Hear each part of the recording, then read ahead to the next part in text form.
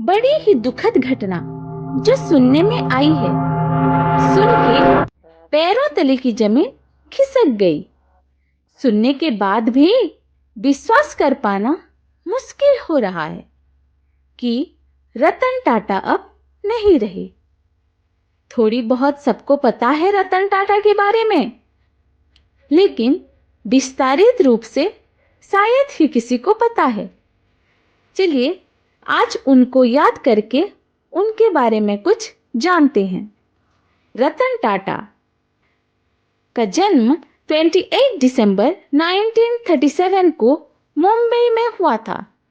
वो भारत के सबसे प्रतिष्ठित परिवारों में से बिलोंग करते थे, जिसकी व्यवसाय और परोपकार की गतिविधि का इतिहास 19वीं सदी से जुड़े हैं। रतन टाटा एक भारतीय उद्योगपति, परोपकारी और टाटा सन्स के पूर्व अध्यक्ष थे।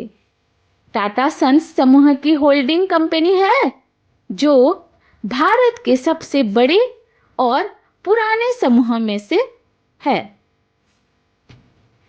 रतन टाटा नोबेल टाटा के पुत्र थे। इनको रतन जी टाटा ने गोद लिया था। उन्होंने अपने प्रारंभिक शिक्षा मुंबई के कैंपियन स्कूल और जॉन केनन स्कूल से प्राप्त की।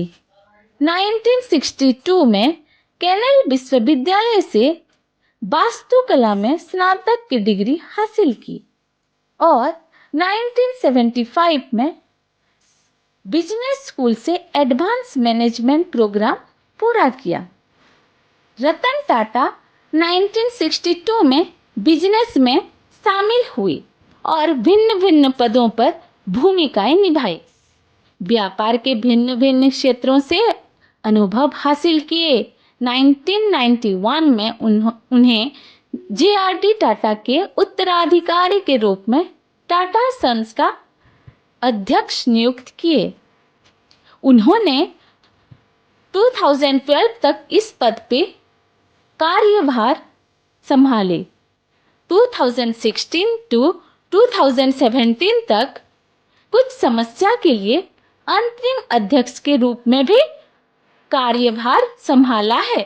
वो अपने काम को भली भांति जानते थे और बिजनेस को ऊंचाइयों तक पहुंचाया है। वो दुनिया के सबसे सस्ती कार की पहल की थी, जो मध्यम वर्ग वाले भी उसे यूज कर सकते थे। रतन टाटा बहुत दयालु किस्म के इंसान थे। टाटा सन्स का एक बड़ा हिस्सा टाटा ट्रस्ट पे जाता है, जो हेल्थ, एजुकेशन और ग्रामीण डेवलपमेंट को जाता है। वो व्यक्तिगत रूप से सामाजिक मुद्दे उठाते हैं, जैसे कि पानी की शुद्धता, ग्रामीण स्वास्थ्य सेवा और कैंसर के ऊपर में भी बहुत सारे पदक्षेप लिए थे। उनको अंतर्राष्ट्रीय स्तर पर प्रतिष्ठित पुरस्कार से सम्मानित किया है। 2000 में पद्म भूषण और 2008 में पद्म विभूषण से। व्यक्तिगत स्तर में देखें तो वो बहुत ही अच्छे इंसान थे, जिसके लिए पूरे भारत तथा भारत के बाहर शोक की छाया छा गई है। भारत ने एक अमूल्य रत्न को खो दिया है, जो कभी वापस नहीं आ सकता।